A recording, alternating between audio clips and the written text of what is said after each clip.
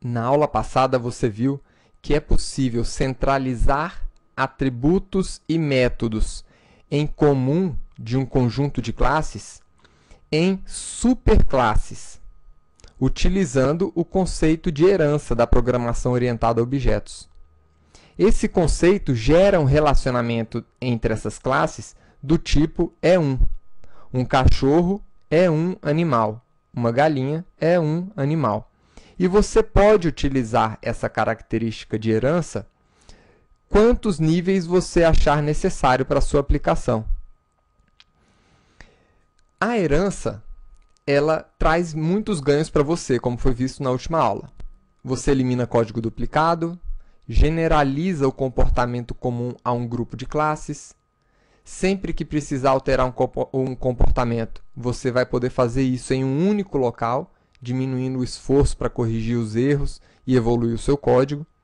Né? E todas as alterações que você fizer, elas serão aplicadas instantaneamente em todas as subclasses.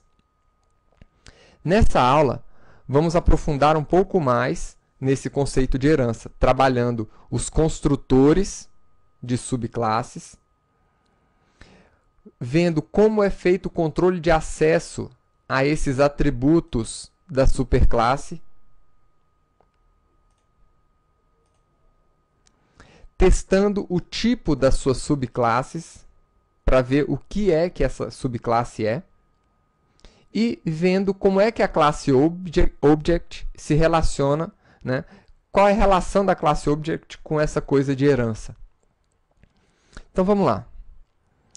Na aula passada, você construiu o seu cachorro, a galinha e o supertipo animal. E alguém teve uma ideia fantástica de criar um construtor da classe animal que recebe os parâmetros de peso,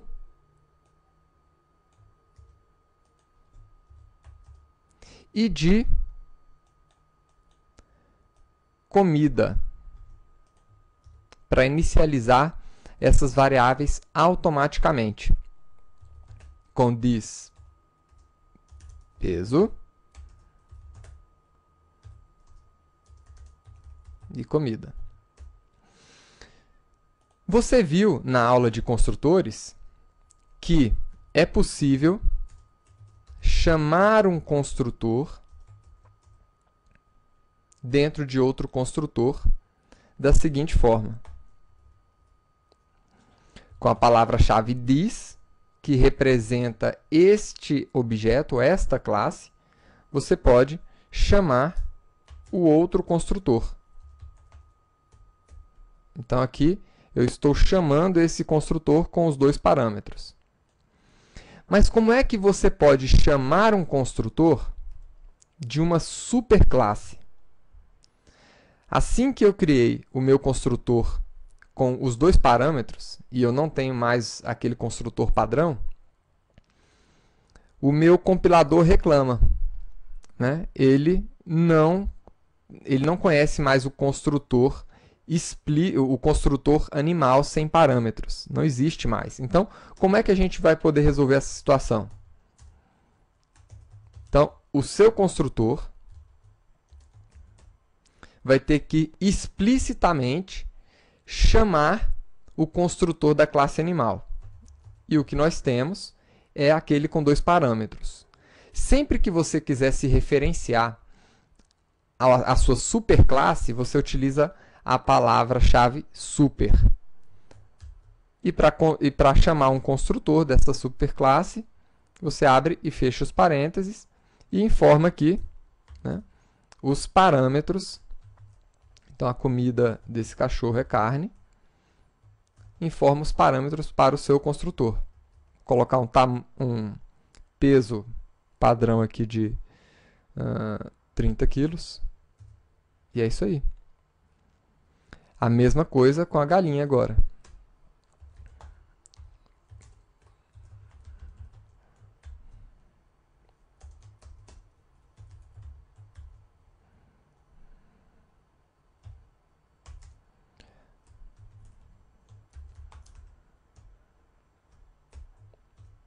Pronto. Criamos o nosso construtor dos nossos objetos mais específicos, chamando o construtor da nossa superclasse. Então, essa palavra-chave super, ela vai fazer referência à nossa superclasse, inclusive em questões de atributos, em questões de métodos. Se por um acaso você precisar acessar um método da nossa superclasse ou um atributo, então você faria dessa forma. Super, ponto, nome do atributo. Super, ponto, nome do método. Por que disso? Eventualmente, você pode ter atributos com o mesmo nome, né? Então, aqui dentro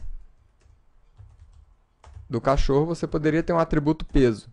Como é que você poderia saber ou se referenciar aos atributos diferentes aqui? Então, quando você estiver falando peso, this ponto peso, isso aqui é do cachorro.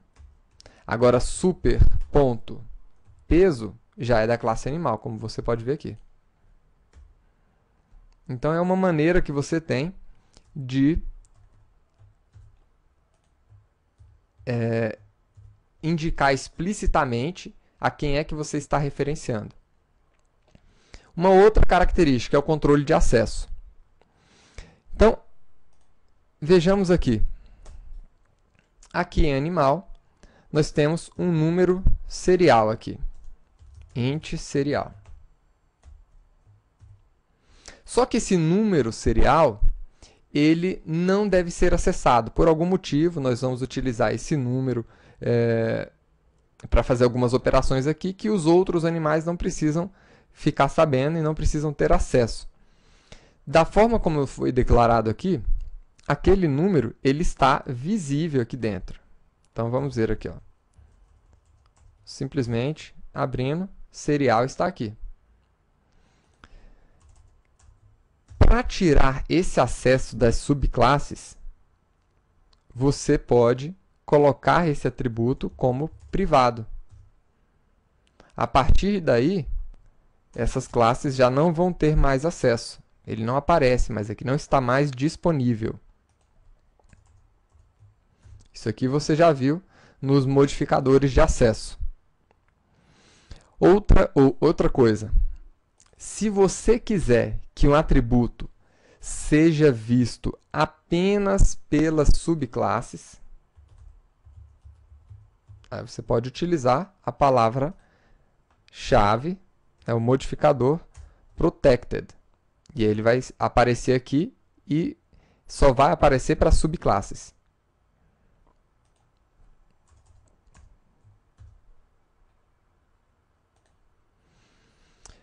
Outra característica. Como vocês já viram, um cachorro é um animal, né? Uma galinha é uma ave e também é um animal. Nós temos como verificar o tipo dessas classes com o operador instance_of. Então, o que eu vou fazer aqui? Por exemplo, o Totó. Ele é... Vamos lá. Totó é um cachorro? Instance_of. Cachorro. Ele tem que me falar sim. E Totó é um animal?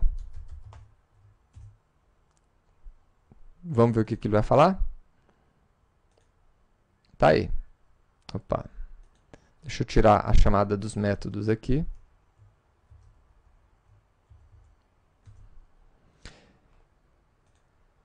Então, o Totó é um cachorro e o Totó é também um animal.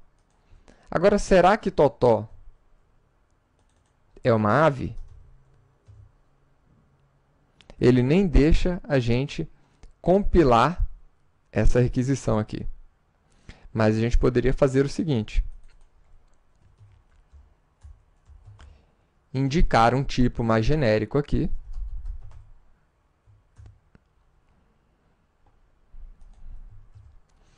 E agora nós temos que o totó, ele é um animal, estou especificando um tipo mais genérico, né?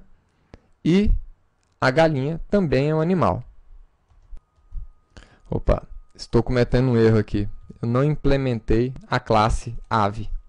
Então, aqui você consegue identificar esses tipos, né?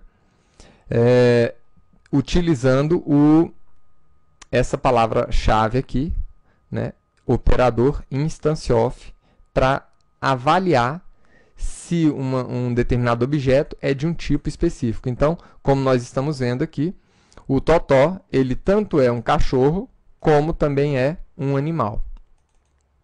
E se nós tivéssemos implementado este modelo aqui, né, a galinha também seria, além de galinha, seria uma ave, seria um animal e assim por diante.